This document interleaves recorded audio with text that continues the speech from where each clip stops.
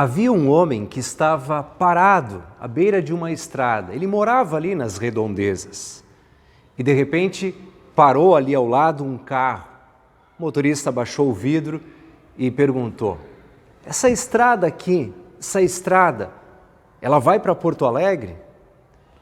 E o homem que estava ali parado à beira do caminho disse: olha, não sei, mas eu torço para que essa estrada não vá para Porto Alegre. Porto Alegre já tem muitas estradas e ruas, nós precisamos dessa estrada aqui. Aí o motorista se deu de conta que formulou a pergunta de uma maneira errada e voltou a dizer: se eu seguir por esse caminho, se eu seguir por essa estrada, eu chego em Porto Alegre? Aí o homem positivamente, disse: ó, sim, se você seguir por essa estrada, vai chegar em Porto Alegre. Essa história, que é contada em forma de piada ou um exemplo de uma pergunta mal formulada, também serve para outra reflexão. Quando Jesus diz que Ele é o caminho, Ele está apontando algo a seguir. Não basta apenas saber que Jesus é o caminho. O convite é que a gente caminhe, passe, cruze, ande por esse caminho, um passo atrás do outro.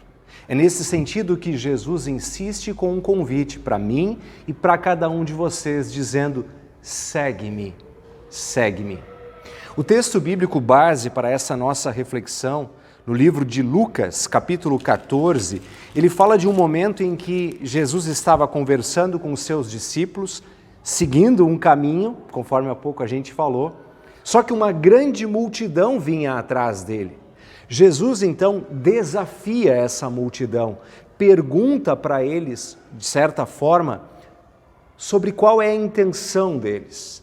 Ele olha para trás e mostra o preço do discipulado, de quem de fato quer segui-lo.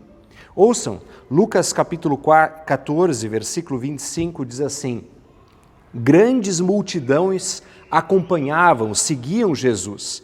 E ele, voltando-se-lhes, disse: se alguém vem a mim e não me ama mais do que ama o seu pai, a sua mãe e a sua mulher, os seus filhos, os seus irmãos, as suas irmãs e até a sua própria vida, não pode ser meu discípulo. E quem não tomar a sua cruz e vier após mim, não pode ser meu discípulo. Percebem? Ele coloca um desafio, ele coloca a real, ele coloca o preço do discipulado. E de certa forma ele lembra isso: olha, não basta ficar como espectador olhando, é preciso seguir-me, cruzar o caminho, andar comigo, caminhar por onde eu caminho. É um grande desafio. E aqui ele fala em preço, digamos assim, no custo do discipulado. E logo depois, na sequência desse texto, Jesus até usa um exemplo, literalmente, falando em calcular o custo de um empreendimento. Veja como está escrito aqui. Diz assim: pois qual de vocês, pretendendo construir uma torre, não se assenta primeiro para calcular a despesa, ou preço, e verificar se tem meios para a concluir? Para não acontecer que, tendo lançado os alicerces e não podendo terminar a construção, todos os que virem zombe dele, dizendo: esse homem começou a construir e não pôde acabar. Novamente, Jesus está dizendo para eles: olha, pensem bem, analisem qual é o preço do discipulado. Qual foi a última coisa que você comprou? Você lembra? Última coisa que você comprou, talvez pães numa padaria, talvez alguns produtos no mercado. Se você pensar, para tudo que nós vamos adquirir, comprar, a gente tem que se planejar. Será que eu tenho dinheiro comigo? Será que eu tenho o suficiente? Muito mais para as grandes compras. Quem sabe comprar um carro, precisa pensar, talvez financiar, calcular. Os nossos objetivos exigem um plano. E nós pensamos, e Jesus nos faz pensar, sobre o objetivo de segui-lo. Vocês conhecem o preço? Jesus está colocando. Isso também traz algumas outras perguntas do ponto de vista bíblico. Afinal, nós ensinamos e repetimos que a salvação é graça, que não há nenhum preço a ser estipulado humanamente falando e podendo ser pago pela salvação. A salvação é pela graça. Como então essa história de preço do discipulado? Sim, é verdade. A salvação é pela graça. Não é que não teve custo. Teve alguém que planejou, que soube o custo e que pagou pela nossa salvação. E esse alguém foi Jesus Cristo, nosso Senhor, que, como costumamos repetir com o apóstolo Pedro, não com ouro ou prata, mas ele pagou com o seu próprio sangue. Ele pagou esse preço. Tá, pastor, mas o que está querendo dizer então essa questão de preço do discipulado? O fato é que, uma vez tocados por esta graça, e uma vez que estamos caminhando neste caminho que é Jesus, nesta vida, os nossos valores vão mudando.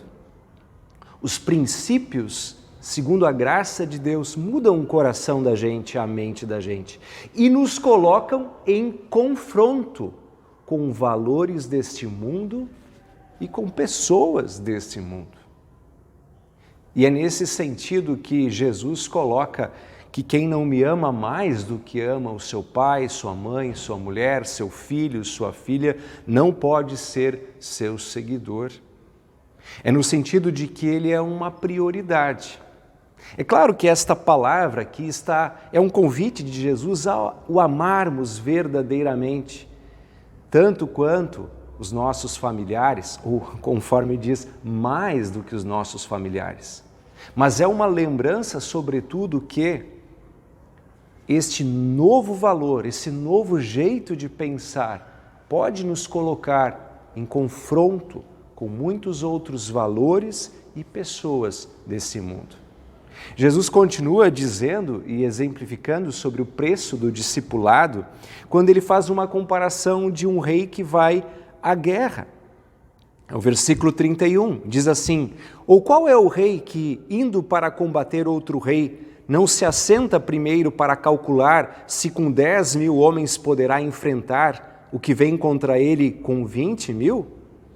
Caso contrário, estando o outro ainda longe, envia-lhe uma embaixada, pedindo-lhe condições de paz. Assim, pois, qualquer um de vocês que não renuncia a tudo o que tem, não pode ser meu discípulo. Vejam, que palavra, pessoal. Mais uma vez, essa comparação da guerra de um rei que vai com 10.000 enfrentar um que tem 20.000, tem que se preparar e pensar.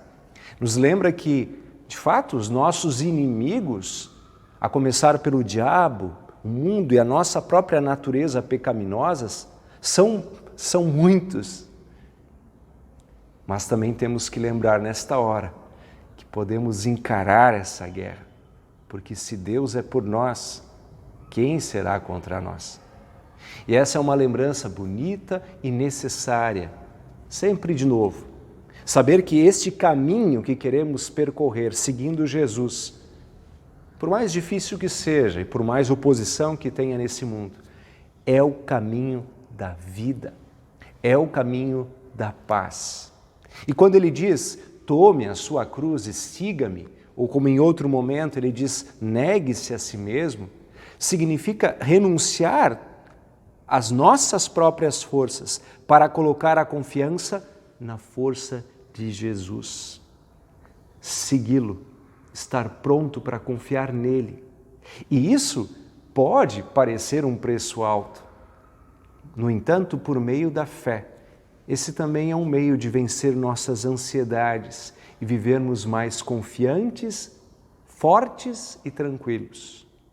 Porque se tudo depender de nós, estamos perdidos. Mas se depender de Deus, não há condenação. O amor de Deus é forte, ilumina a nossa caminhada, luz para esse nosso caminho. Portanto, esse é o convite. Eu comecei aí falando sobre a história do caminho, sobre a estrada, se vai para Porto Alegre ou se é aquele que percorre ela que chega lá.